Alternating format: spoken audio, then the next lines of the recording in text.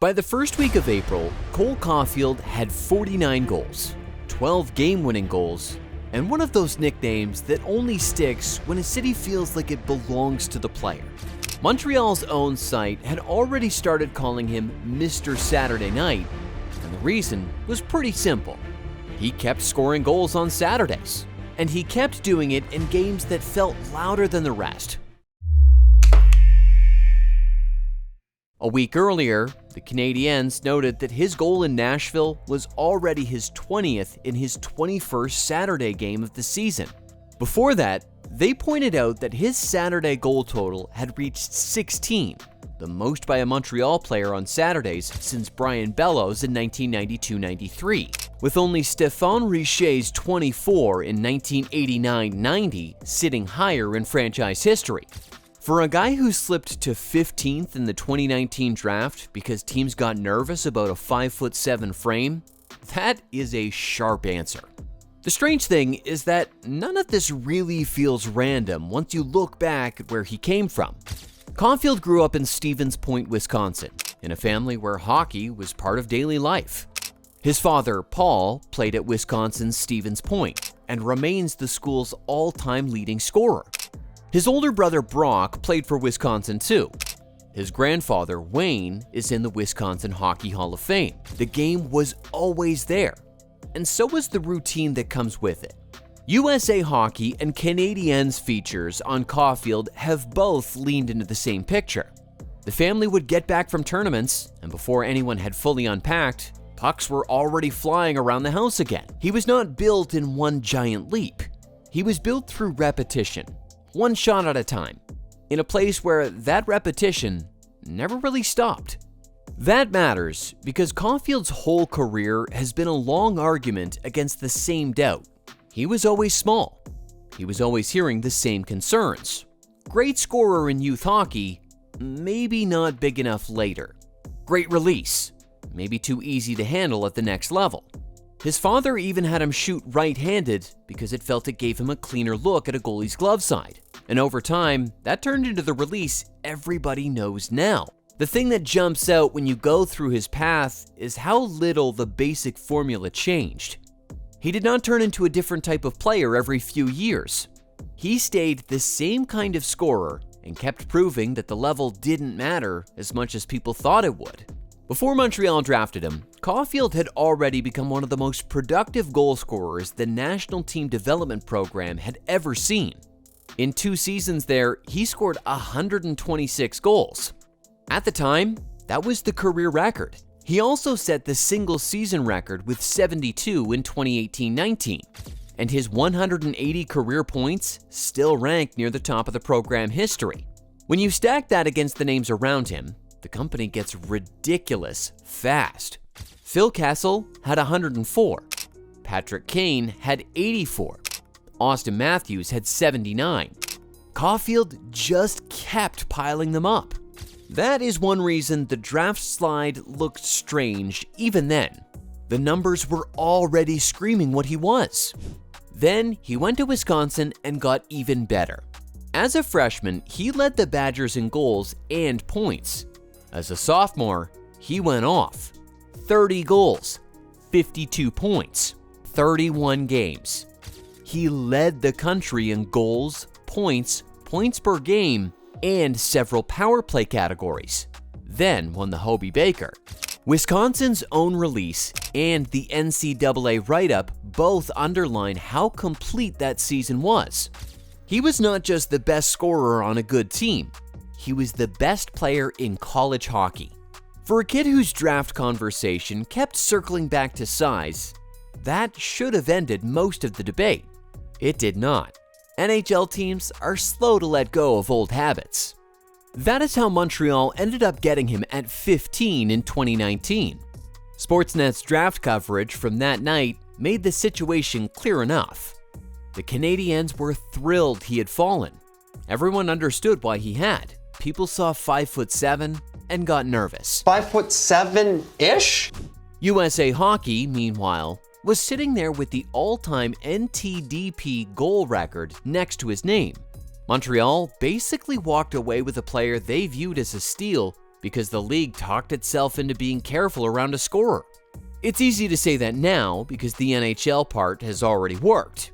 It looked pretty obvious before he played a game, too. His NHL career moved fast. Caufield signed with Montreal in March 2021 after his second year at Wisconsin. He made his NHL debut in late April. 4 games later, he scored his first NHL goal in overtime against Ottawa on a Saturday night at the Bell Center. That detail feels almost too neat now, though it is real.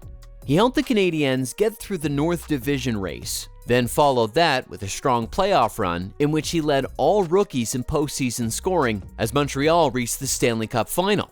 He was still figuring out the league, and there were still rough edges to his game, though the fit with Nick Suzuki was already easy to see. Montreal had found a top-line finisher, and you can tell the building liked him immediately. The next couple of years were more about growth than headlines. The shot was real from the start. The release was always going to play. The larger question was about volume and durability. Could he hold up over a full season? Could he be more than a streak scorer on a rebuilding team? Those were fair questions at the time. By 2024-25, the answers had started to come in. He posted career highs with 37 goals and 70 points, and the Canadiens got back to the playoffs for the first time since the Cup run in 2021. At that point, Caufield had already moved out of the promising small scorer box. He was a core player. The only thing left was whether he had another jump in him. This season gave the answer. By April 3, 2026, Caufield had 49 goals and 83 points in 74 games. Reuters noted that he was 1 goal away from becoming the first Canadiens player to hit 50 since Stéphane Richer in 1989-90. The same report tied his 2-goal game against the Rangers to Montreal's 7th straight win and pointed out that he had 9 goals during that streak. Earlier in the week, Reuters had him at 47 after a win in Tampa, where his goal broke a second-period tie in a 4-1 game that pushed Montreal's streak to 6. Those are not empty goals on a drifting team. Those are goals driving real results late in the season. The game-winning goal tells the same story. By early April, StatMuse had Caufield leading the NHL with 12 game-winning goals. Montreal's own coverage had already been nudging that angle for months. In January, the Canadiens were talking about him scoring back-to-back late winners against Ottawa and Minnesota. By the end of March, the pile had gotten high enough that the label clutch scorer stopped sounding like a lazy TV line and started sounding accurate. There's always some luck in game winners because timing matters. Though, when a player keeps doing it over and over in 1 year, you stop treating it like a coincidence. Caufield was deciding games. That is the difference. The Saturday angle is what turned a strong season into something more memorable. Montreal's March 14th recap against San Jose noted that Caufield's goal was his 16th on a Saturday that season, already matching Brian Bellows' best Saturday total from 1992-93, and putting him behind only Richer's 24 from 1989-90. A week later, after he had a hat trick and 5 points against the Islanders, the Canadiens leaned all the way into it and used the nickname directly. Mr.Saturday night was no longer some throwaway line. It was on the site, attached to a player who had just put up the 3rd hat trick of his NHL career and became the first Habs since Max Domi to record 5 points in a game. Then came Nashville, where Montreal added another line to the season ledger. Caufield's goal there was his 20th in his 21st Saturday game. Once you get to that point, the nickname is doing less work than the stat itself. And there is a reason the nickname works so well in Montreal. Saturday night is not just another game on the calendar there. It is the Bell Center when the crowd is loud early. It is hockey night in Canada. It's the window where the city feels a little bigger and every shift feels a little more exposed. Some players get swallowed by that atmosphere. Caufield seems to enjoy it. Montreal's own preview before the Sharks game in March quoted him jokingly that pretty much every game is Saturday after a 6-2 win over Washington, though the team also pointed out that the numbers backed up the idea. By then, he was tied for the league lead in Saturday goals and had the NHL's most goals since January 1st. It was funny because it sounded casual. It was also true.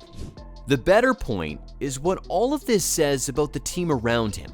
Caufield's not piling up goals on some dead-end roster where nobody cares about the standings.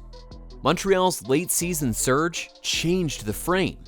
Rooters had the Canadiens on a 7-game winning streak after the Rangers win. The March 29 Rooters recap from Nashville had them at 41, 21, and 10 with 92 points, right in the playoff fight. The names around Caufield matter here too.